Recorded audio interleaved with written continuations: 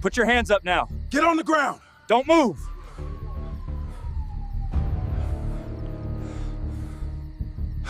Put your hands where I can see them.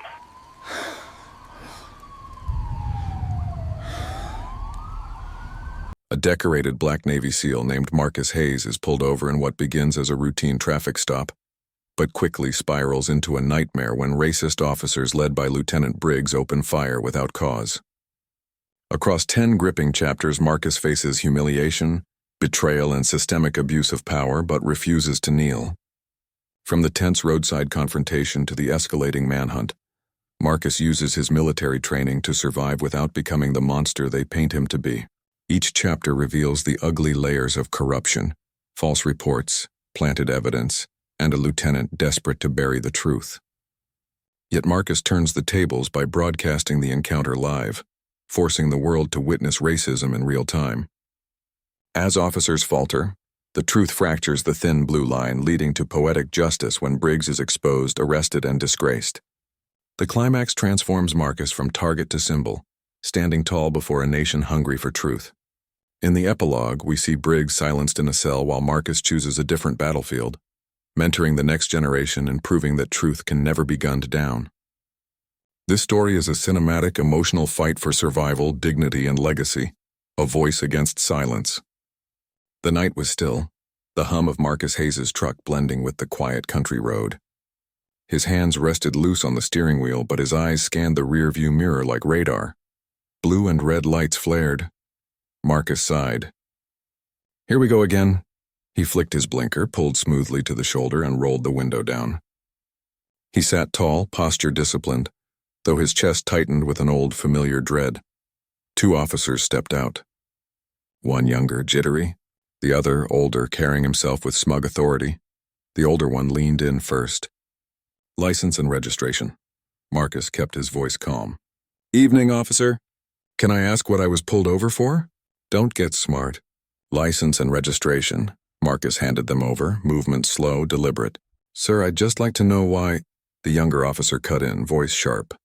"Broken taillight." "Step out of the vehicle." Marcus blinked. "Broken taillight? That's strange, I checked them this morning. You calling me a liar?" Marcus's jaw flexed. "I'm saying I maintain my truck." The older officer smirked. "Step out now." Marcus obeyed, boots crunching gravel. He stood taller than both men, his frame unmistakably military. "You been drinking tonight?" the younger asked, circling him like prey. "No." "Where you headed?" "Home. From my mother's." The older officer chuckled. "Mama's boy, huh?" "Figures." Marcus stared at him, unflinching. "I served 12 years with the Navy. I don't deserve disrespect."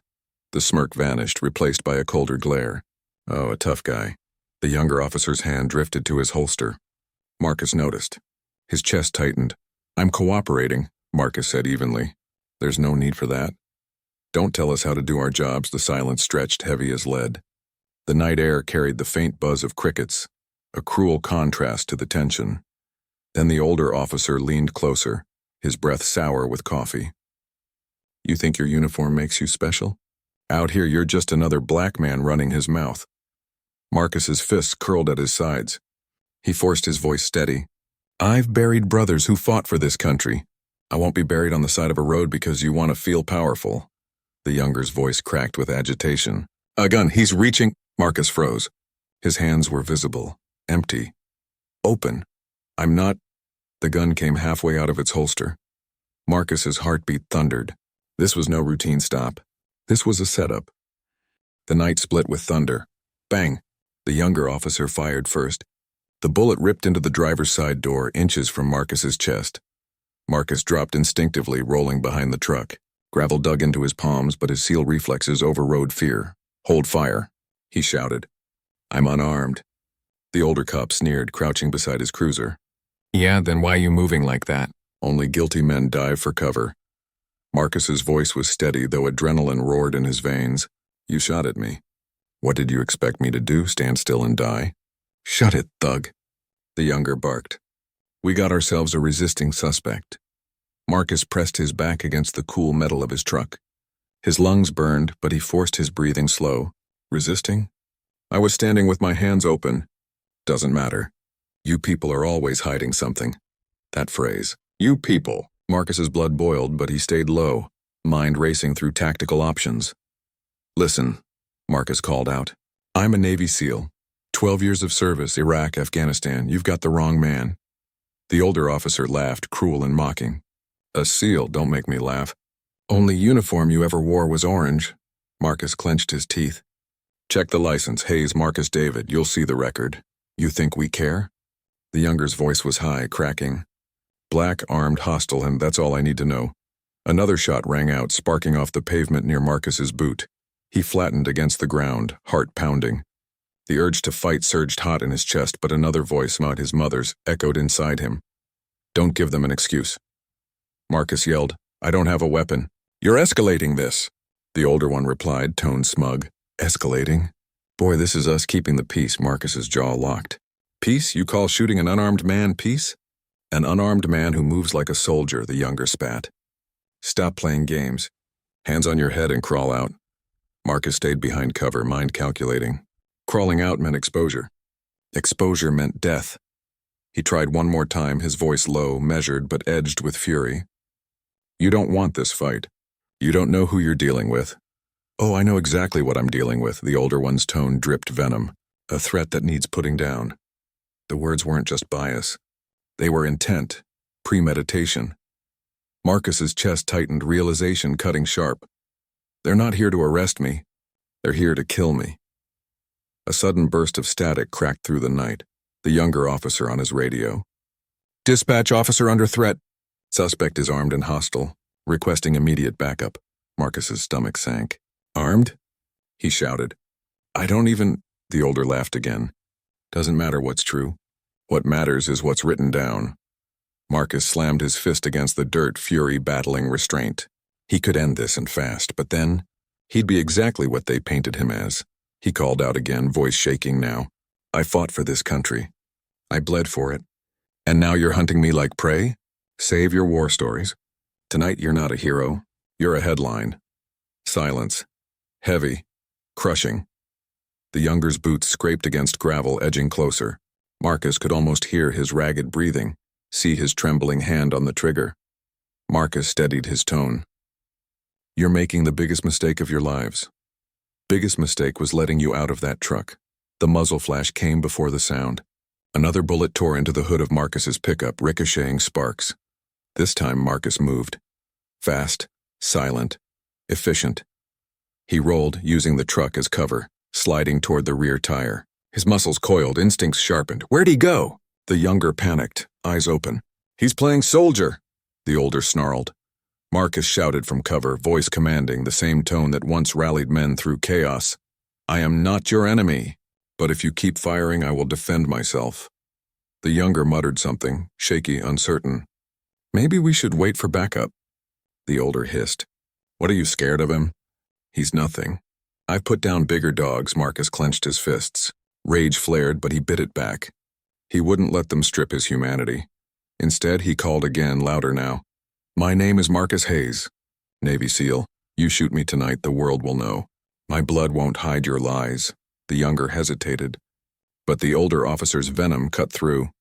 World don't care about another dead black man. The words sliced deeper than the bullets. Marcus's heart thundered, his vision narrowing to tunnel focus. He whispered to himself, then I'll make them care. And as sirens wailed in the distance, growing louder, Marcus knew the night was only beginning. The sirens were still distant, but the night was already war. Marcus crouched low, his back pressed to the rear of the truck. His heartbeat was steady now, not combat rhythm. The younger officer edged closer, weapon trembling. Come out with your hands up!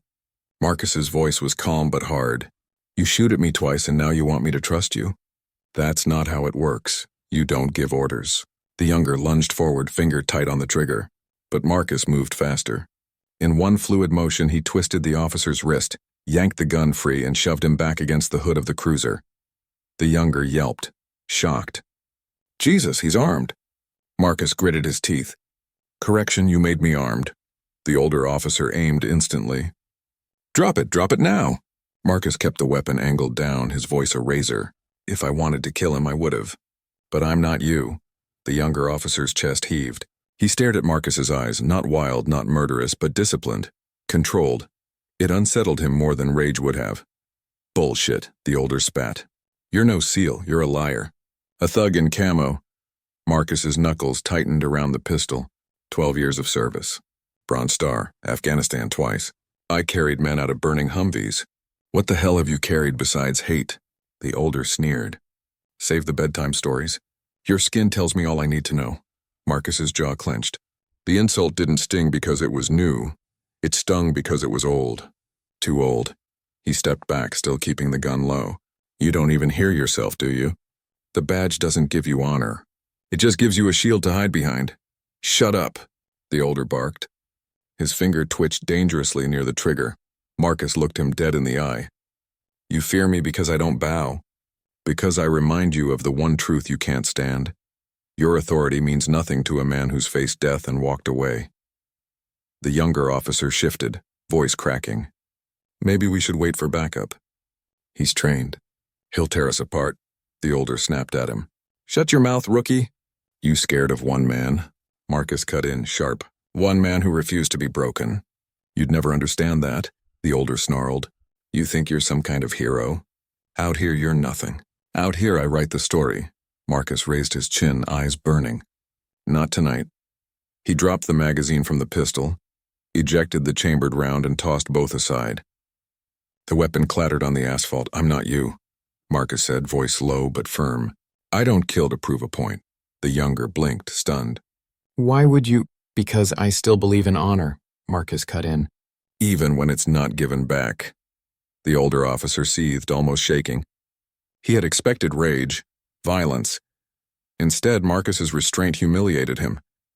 You think this makes you better than me?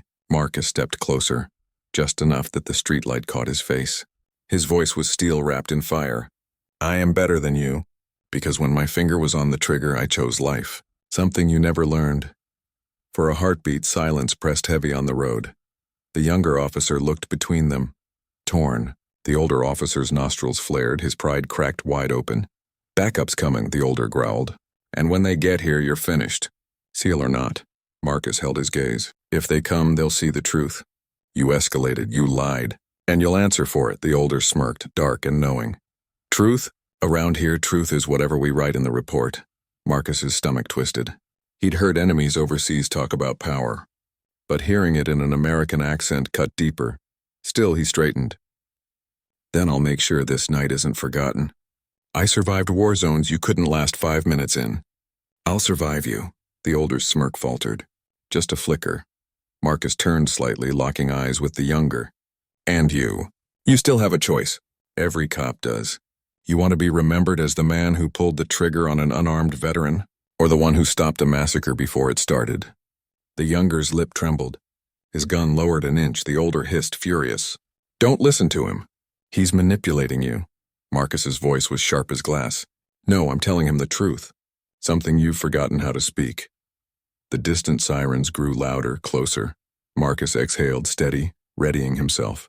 The fight wasn't over. It was just beginning.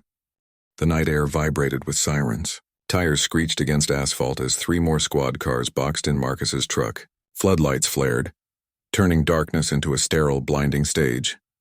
Marcus shielded his eyes with one hand. His stance remained steady, though inside the storm churned. Doors slammed. Boots thundered. Voices barked. Suspects armed. Officer down. Secure the perimeter.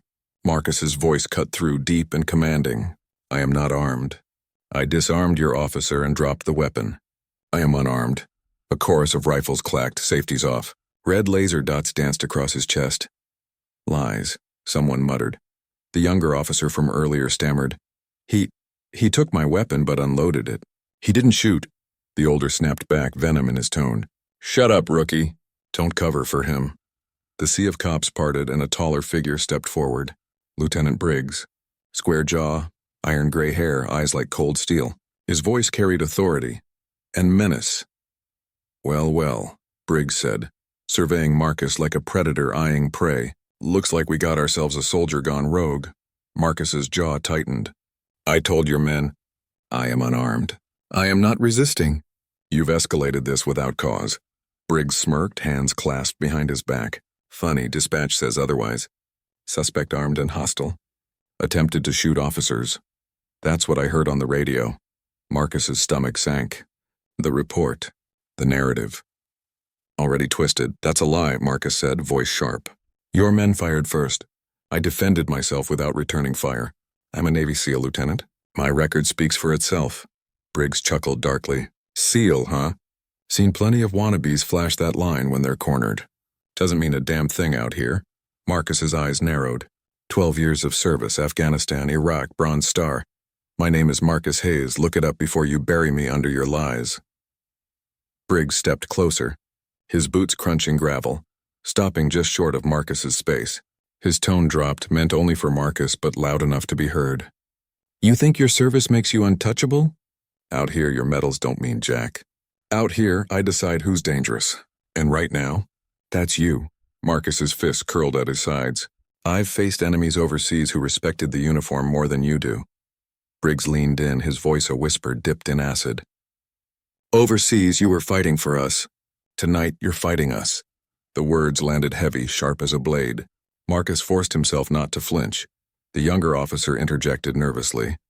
Sir, with respect, he didn't fire. He could have shot me, but he didn't. Briggs spun, snarling. Did I ask for your testimony, rookie? Or do you want to join him on the ground? The rookie fell silent, lips trembling. Marcus's voice cut back in, louder, defiant. You're twisting the truth. Turn on your body cams. Let them record this. A ripple of uneasy laughter from the other officers. Briggs smirked. Oh, battery must have died. Happens all the time. Marcus's chest tightened. Convenient, Briggs's grin widened. You think technology saves you? Truth's whatever we write down after this ends, and I'll make damn sure it says you resisted. You lunged. You tried to kill my men. Marcus's voice cracked with fury. That's murder. And you know it. Briggs tilted his head, mock sympathy in his eyes. Murder? No, just justice. Justice for a community tired of dangerous men roaming free. Marcus's voice thundered back. Dangerous because of my skin, not my actions. The silence that followed was deafening. A few of the officers shifted uncomfortably. One muttered under his breath, He's got a point, but quickly shut up when Briggs's glare swept over them. Briggs straightened, adjusting his belt. Enough talking. Last chance, Hayes, hands on your head, face in the dirt. Marcus squared his shoulders. I've put my face in the dirt for this country enough times. I won't do it for your ego. Briggs's eyes narrowed. So be it. He raised his hand, a silent signal. Rifles clicked, ready to fire. Marcus's heart pounded, but his mind was cold, calculating. He scanned the angles. Squad cars to his left and right, 5 rifles aimed, Briggs in command. He couldn't win by force, not here. Not yet, his voice dropped low, almost a growl. If you kill me tonight, Lieutenant, you'll answer for it. Not just in a courtroom, but in every street that hears my name. You won't bury me. You'll bury yourself. Briggs's smirk faltered for half a second before returning, sharper, crueler. We'll see whose story lives, Hayes, yours. Or mine. The standoff froze, tension thick enough to choke the night. Sirens had gone silent. Crickets hushed. The world itself seemed to wait. Marcus inhaled slow, steady, mind racing. He couldn't overpower them, but he could outlast them, expose them, make their lies collapse under truth. And so he stood tall, unflinching as the rifles trained on him. The battle lines weren't just drawn in dirt and asphalt. They were etched into history. The floodlights burned into Marcus's eyes, but his mind drifted miles away. Not to this gravel road. Not to the rifles aimed at his chest, but to Kandahar. To sandstorms, to nights spent under a foreign sky waiting for dawn and gunfire. To brothers in uniform, brown, black, white, all the same shade under the dust, all the same voice when it came to survival. We don't leave each other behind. Hayes, move, a memory shouted. His friend Ortiz, bloodied but grinning, pulling him through a shattered door while gunfire rained. They had survived together. Trusted each other. Marcus blinked hard. The memory blurred into the present. Face down. Hands on your head. One officer screamed from behind a rifle. Another voice, Briggs's, sneered. This isn't Afghanistan, soldier. There's no team to save you here. Marcus's throat tightened. No team, no cover. Just me. But his mind refused to let go of the faces. Ortiz, Williams, Jackson. All the men he had pulled from wreckage, from fire, from chaos. He had carried them, buried some, mourned all, and here he was, and not in a war zone, but on an American street, staring at rifles wielded by men who saw him as less than human. Marcus whispered to himself, almost a prayer. "Not like this. I won't die like this," one officer barked. "What did he say?" Briggs smirked. "Probably begging. They all beg when it counts." Marcus's head snapped up. His eyes burned with fury. "Begging? I've stood in the doorway of death and walked through it. I don't beg men like you," the older officer from earlier shouted back. "Then you'll fall like the rest." Marcus ignored him. His voice grew quieter, speaking almost to himself, though everyone heard. "My oath wasn't to men like you. It was to the people. To protect the weak. To defend freedom. I put on that uniform believing I mattered in the same way every American does." His chest heaved, anger mixing with grief. "But tonight, my skin writes the story before I even open my mouth." Silence. Thick. Even the rookie, hands trembling, lowered his gun an inch, as though the weight of Marcus's words pressed on him. Briggs cut in, voice cold. "Save your speeches. No one's listening." Marcus's jaw tightened. "Someone always listens. Even if it's just the ghosts who carried me this far." He closed his eyes for a second. Ortiz's grin. Jackson's laugh. William's steady voice. "Don't break, Hayes. We don't break." The words steadied him. His fear hardened into something else and resolve. He opened his eyes, voice ringing steady. "You want me broken. You want me face down in the dirt, humiliated. But that's not who I am. Not who I'll ever be." One officer muttered, uneasy. "Lieutenant, maybe we should just wait." "He's not making a move," Briggs snapped, furious. "He's making every move. Every word he speaks is defiance." "You don't see it." Marcus laughed once, humorless, bitter. "Defiance? That's what you call refusing to die quietly?" Briggs's eyes narrowed. "Yes, that's exactly what I call it." Marcus tilted his head, almost pitying. "Then you've never seen real defiance. Defiance is standing in the line of fire for a brother you barely know. Defiance is choosing honor when the world drowns in hate. Defiance is surviving men like you." The words hung heavy, sinking deep. Some officers shifted, their rifles less steady. Marcus inhaled, slow and calm. For the first time that night, he wasn't thinking only of survival. He was thinking of something bigger: exposure, truth, legacy. His whisper returned, softer now. "Not like this." Then louder, clear enough for all. "You don't own this night, Lieutenant. You don't write the ending." "I do." Briggs's face darkened, rage simmering. "We'll see about that." The floodlights hummed, rifles wavered, and Marcus's resolve crystallized. The ghosts of service were no longer just memories.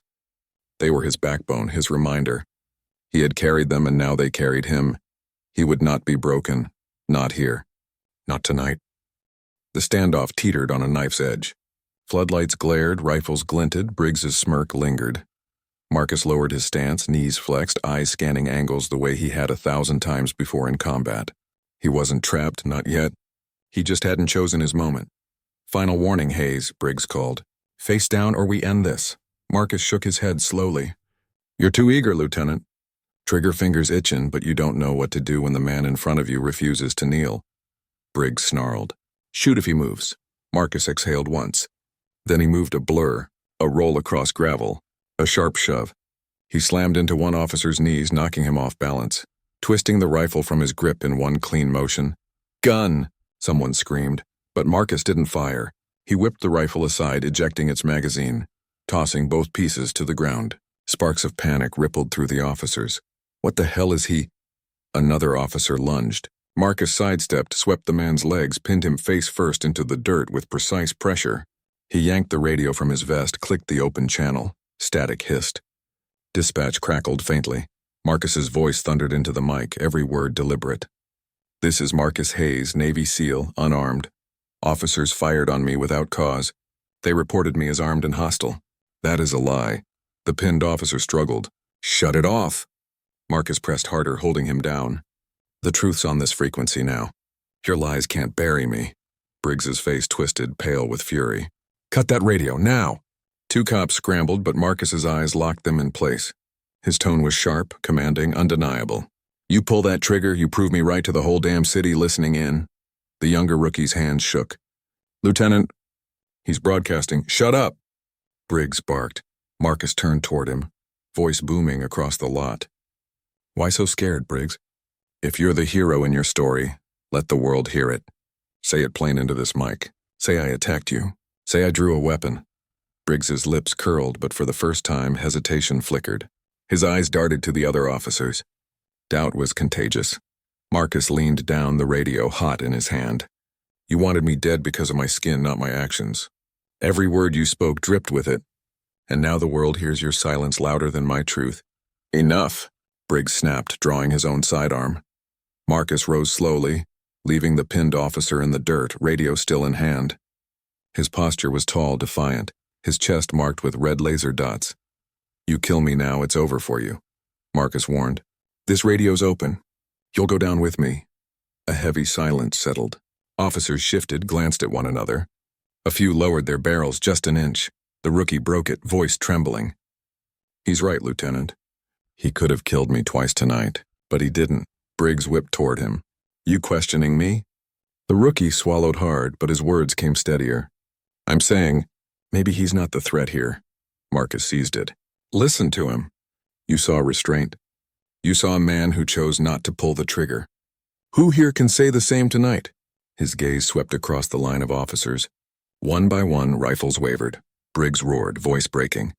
Hold your aim. He's manipulating you. Marcus's laugh was bitter. No, Lieutenant. I'm reminding them of the truth.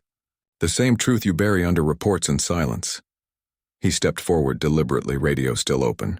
Floodlights painted him a silhouette, not prey but something unshakable. You fear me because I don't break. You hate me because I stand tall. But the fear you feel now? That's what black men live with every day at your stops, your searches, your guns. Tonight you finally taste it. Briggs's jaw tightened, gun still raised, but his grip trembled. Marcus turned, voice carrying to every ear, every rifle, every heart. You wanted me on the ground. Instead I put you there, not with bullets, but with truth. The officer he had pinned groaned, still face down in the dirt. Marcus gestured toward him. Look at your brother. Still breathing. Still alive. Because I chose mercy. Can you say the same? The rookie lowered his gun completely, dropping it to his side. Another officer followed, muttering under his breath. The dominoes began to fall. Briggs barked, desperate. Pick those rifles back up. That's an order. But doubt had fractured the line. Authority slipped like sand through Briggs's fingers. Marcus lifted the radio again, his final strike. Lieutenant Briggs ordered lethal force on an unarmed veteran. He mocked my service. He told his men, truth is whatever we write down.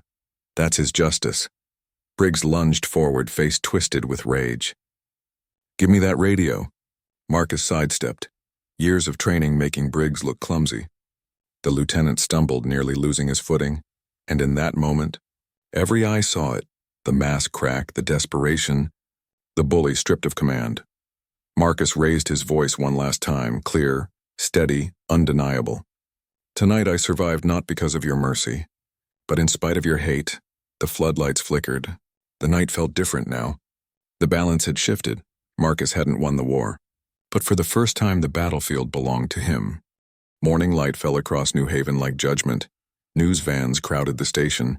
Anchors shouted into cameras, their voices carried coast to coast.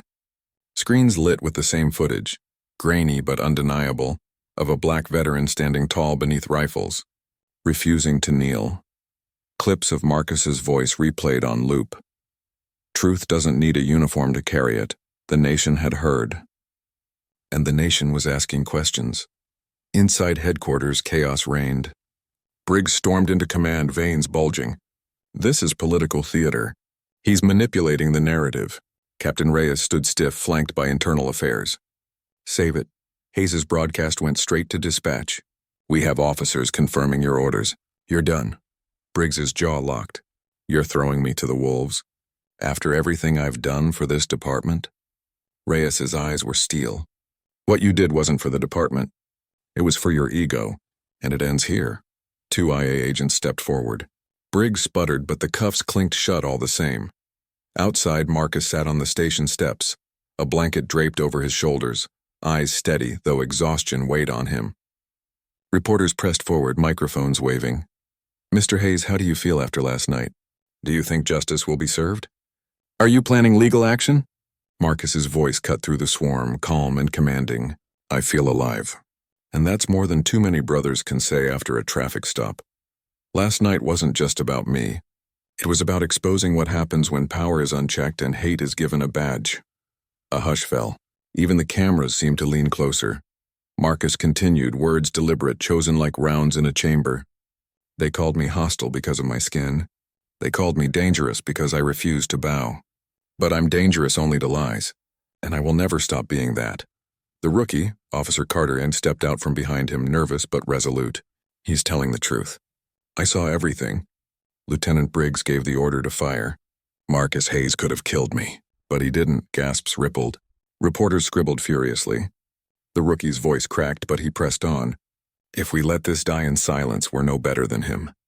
Marcus placed a hand on the young man's shoulder. "Took courage to say that. More courage than your lieutenant ever had."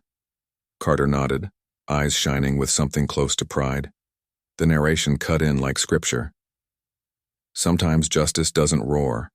Sometimes it whispers through the cracks of a broken system, carried by those brave enough to speak. Later that evening, news broke. Briggs charged with misconduct, reckless endangerment, falsifying reports. His face, once smug with authority, now plastered across screens as the emblem of disgrace. Online, the broadcast spread like wildfire. Clips spliced with hashtags: "Truth over silence," "Stand tall," "Hayes survived." Marcus watched quietly from his sister's living room, TV flickering in the dark. "You know you lit a fire, right?" she whispered, hand clasping his. He shook his head softly.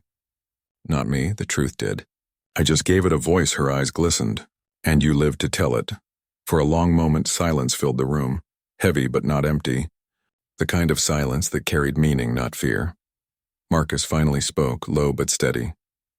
"They wanted me broken on my knees. Instead, I walked away. That's victory enough." Narration closed like the final note of a hymn. Marcus Hayes was not the first to be targeted. He would not be the last. But his story burned through the dark, proof that even in the face of bullets, truth could still stand tall. And sometimes standing was the loudest form of resistance. Outside, the city pulsed with headlines and anger, protests swelling, chants rising. But inside, Marcus allowed himself one deep breath. For the first time in a long time, it felt like air. The courthouse steps were flooded with voices. Protesters held signs high: "Justice for Hayes," "End police lies and we stand tall." The air throbbed with chants, but when Marcus emerged, a hush rippled through the crowd. Cameras swiveled, microphones thrust forward, but the people weren't waiting for news anchors. They were waiting for him. Marcus adjusted the sleeves of his plain jacket. No uniform to shield him, no medals pinned to his chest. Just a man, scarred, tired, but unbroken. He stepped to the podium. For a heartbeat, silence held. Then his voice rang out, steady, carrying. "I was trained to fight enemies overseas. Never thought I'd face a firing squad at home, dressed in badges." Murmurs rippled through the crowd, anger and grief mixing. Marcus pressed on. "They told me to kneel. They told me to crawl. They tried to make my skin into a weapon. But last week the world saw who the real threat was when it wasn't me." Cheers burst out, sharp and raw. He waited, let them swell, then raised his hand for quiet. "This isn't just about Marcus Hayes, it's about every man and woman stopped on their way to work. Questioned because of color. Treated guilty before proven innocent. Last week I survived. But too many never walk away." Reporters scribbled furiously. Protesters wept openly. Marcus's words weren't loud. They were measured like hammer strikes building a rhythm. A journalist called out, "Do you believe justice has been served?" Marcus looked toward the courthouse behind him, its pillars tall, its windows cold. "Justice isn't cuffs on one man. Justice is a system that doesn't need men like me to bleed before it listens. And we're not there yet." The crowd roared, chants resuming louder than before. From the side, Officer Carter stepped forward nervously, still in uniform. The crowd's mood shifted and suspicion, tension, but Marcus gestured for calm. Carter's voice trembled at first. "I was there that night. I aimed a rifle at him. I followed orders I knew were wrong." Boos rose, but Carter pushed through louder. "And I'm standing here to say I won't again. Not to him. Not to anyone. The badge means nothing if the truth dies under it." A hush. Then slowly applause. Not all at once, but enough. Marcus placed a hand on Carter's shoulder. It takes courage to break silence. Remember that. Narration cut sharp like a verdict. The cycle did not end on those steps. But cracks had formed, and through cracks light can enter. That evening, Marcus sat alone by the river, city lights reflecting on the water. His sister joined him quietly. "You sounded like Dad today," she said softly. He smiled faintly. Dad believed words were stronger than bullets. She leaned against him. "Last week proved it." He gazed out across the dark water. "I don't know what comes next, but I know silence isn't an option anymore." The narration swelled, closing like scripture. He had walked through fire and bullets, not as a soldier, but as a black man refusing to kneel. And in that refusal, he left behind more than survival. He left a legacy, a reminder that truth can't be gunned down. It can only be amplified, carried, and lived. From somewhere across the river, chants still echoed faintly. "Stand tall, stand tall, stand tall." Marcus closed his eyes. Let the sound wash over him. And for the first time in a long time, he believed the world might finally start listening. Weeks later, the courthouse buzz had faded into routine, but the echoes of Marcus's broadcast still lingered. The clip lived online, replayed millions of times. His words, "Truth doesn't need a uniform to carry it," had become a rallying cry, etched on signs, printed on shirts, chanted at marches. But justice worked slow, sometimes slower than grief. Briggs sat in a holding cell, stripped of his badge, waiting for arraignment. His lawyer muttered strategies, but Briggs barely heard. For years, his authority had silenced others. Now his silence weighed heavier than chains. One guard leaned against the bars, smirking. "Funny, huh? Spent your life barking orders. Now no one cares what you say." Briggs glared, but said nothing. The silence ate at him louder than jeers. Across the city, Marcus walked into a community center. Children clustered in the gym, bouncing basketballs, shouting, laughing. The moment he entered, quiet rippled through them. A boy no older than 12 stepped forward, eyes wide. "You the guy from TV? The soldier?" Marcus knelt so they were eye level. "I'm Marcus. Just a man who stood up when it mattered." The boy hesitated, then whispered, "They stopped my uncle once. He didn't come home after." The room shifted, heavy. Marcus placed a hand on the boy's shoulder. "Then we carry him with us. Every time we tell the truth, every time we refuse to kneel, we keep him alive." The boy nodded, tears in his eyes, but his shoulders straightened. Narration cut in softly. Legacy isn't medals or headlines. It's the spark you leave in someone else's hands. Later that night, Marcus sat by his sister's porch, stars sharp above. She poured him coffee, her voice quiet. "You could disappear, walk away. No one would blame you." He shook his head slowly. "They wanted my silence. I gave them a broadcast instead. If I stop now, then Briggs wins even in his cell." She studied him, then smiled faintly. "Dad would be proud. Not because you fought, because you spoke." Marcus let the words settle. His father's ghost seemed close tonight. A preacher who once said, "The loudest sermon is the life you live. On the TV inside." A headline scrolled. "Former Lieutenant Briggs indicted on federal charges, civil rights violations included." Marcus didn't smile. Justice wasn't triumph, it was survival with scars. He sipped his coffee, gaze fixed on the horizon. Somewhere beyond the dark, chant still rose, truth still carried louder than Briggs, louder than bullets. The narration closed the story like a hymn. In the end, it wasn't Marcus's training that saved him. It wasn't muscle or strategy. It was refusal. Refusal to kneel, refusal to lie, refusal to be erased. That refusal became more than survival. It became a mirror, forcing a city, a nation to see itself. And once seen, truth can never be unseen. Marcus Hayes stood, the night quiet around him. He breathed deep, shoulders squared, still standing, always standing.